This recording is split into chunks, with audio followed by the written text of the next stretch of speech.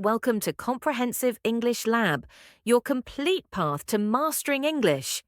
To maximize your learning, pause as needed, repeat each sentence, and write down what you hear. This will boost your listening, speaking, and note-taking skills.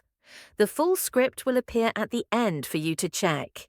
If this helps, please like, subscribe, turn on notifications, and share with friends learning English. Thank you. Privacy risks of smart devices.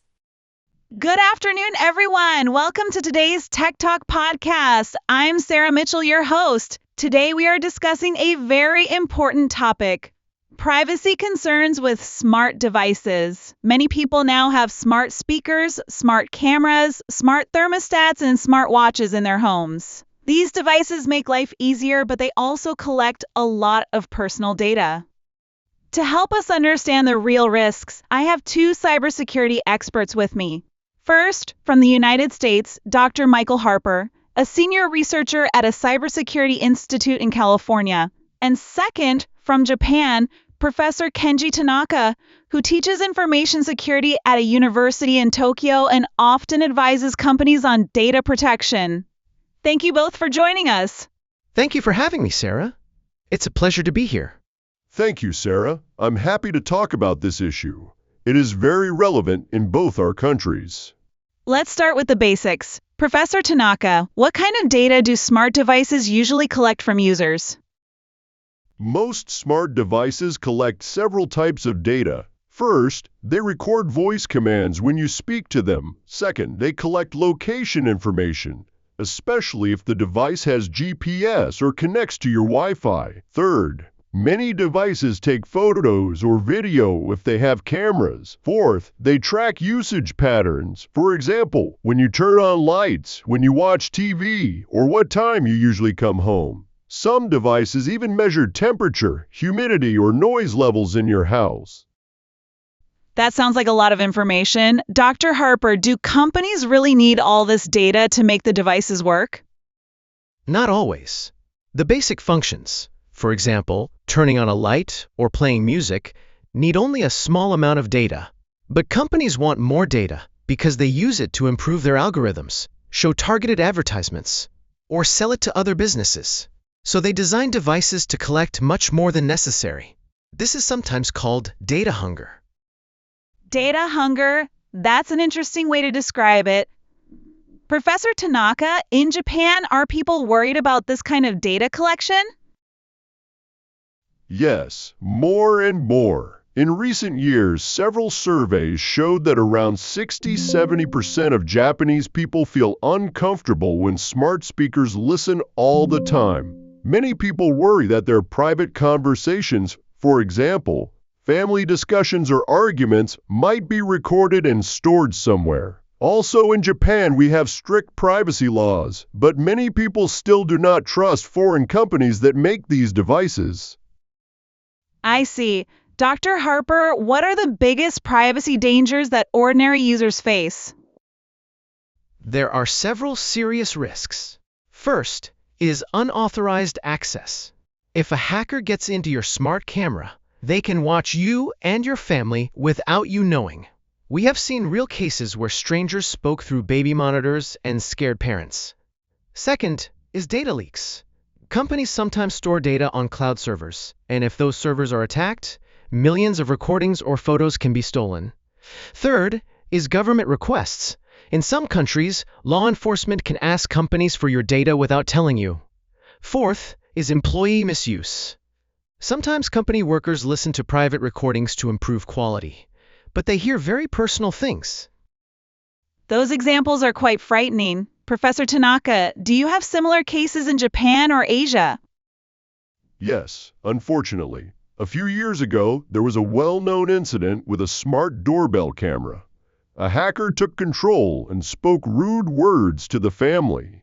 Also, in some apartment buildings, people found that building managers could see camera images from every flat without permission.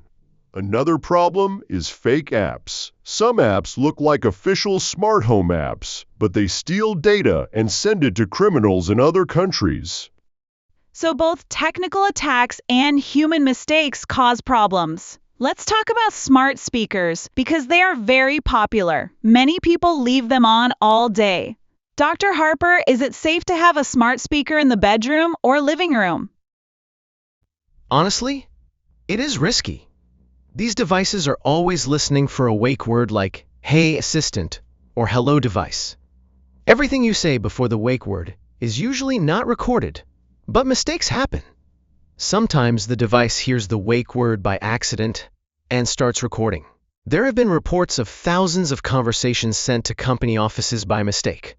Also, if someone gets physical access to your phone or account, they can see and hear everything the device recorded. I agree. In Japan, many families now put smart speakers only in the kitchen or living room, not in bedrooms or bathrooms. Some people even cover the microphone with tape when they do not want the device to listen. It is a simple solution, but it shows how little trust people have. Covering the microphone with tape. I've seen people do that too. What about smart cameras? Professor Tanaka, would you recommend having a security camera inside the home? It depends. If you really need it, for example, to check on an elderly parent or a young child, then yes, but you must choose carefully. Buy a camera that stores video locally on an SD card, not in the cloud. Also, use strong passwords and turn on two-factor authentication. And very important, disable remote access when you are at home. Many problems happen because people leave remote viewing on all the time. I would add one more thing. Check the privacy policy of the company before you buy. Some companies say clearly that they do not sell your data or use it for ads. Others are very unclear. If the policy is long and difficult to understand, that is usually a bad sign. Good advice. Now let's talk about children. Many parents buy smart toys or smart watches for their kids. Are these devices safe for children? Not always. Some smart watches for children can track location all day, which sounds useful, but the data can be hacked or sold. Also, some toys record children's voices and send them to servers in other countries. Children cannot give informed consent, so parents must be extra careful. In Japan, consumer groups have warned about several smart toys because of weak security. Exactly. There was a big case in the US where a company collected voice recordings from children's dolls and toys. Parents were very angry when they learned about it. My advice is simple. If a toy needs internet to work, think twice. Often, a normal non-connected toy is safer. Very clear. Now, what can ordinary people do to protect their privacy? Let's make a short list of practical steps. Professor Tanaka, please start. First, read the privacy settings carefully when you set up a new device. Turn off unnecessary functions like cloud storage or voice history. Second, use strong, unique passwords for each device and account. Third, regularly check which devices have access to your home network. Fourth, update the software often because updates fix security holes. Fifth, consider buying devices that give you more control, such as local storage instead of cloud. I agree with all of those. I would add a few more. Use a separate Wi-Fi network for smart devices so they cannot see your computer or phone easily. Turn on automatic updates and enable encryption whenever possible. If you are really concerned, buy a physical switch or smart plug to cut power to the device when you do not use it. And finally, support companies that respect privacy. If enough people choose privacy-friendly products, other companies will follow. Excellent suggestions. Before we finish, one last question. Do you think privacy with smart devices will get better or worse in the next 5 years?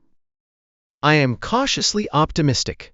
New laws in the US, Europe, and some Asian countries are forcing companies to be more transparent. Also, more people are aware of the risks, so they demand better protection. But at the same time, devices are becoming more powerful and collecting even more data, like health information from smartwatches. So the battle continues. I share the same view. In Japan, the government is updating privacy rules and fining companies that break them.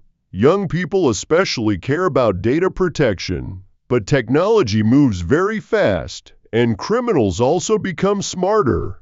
The most important thing is education. If users understand the risks and take small steps, they can reduce danger a lot.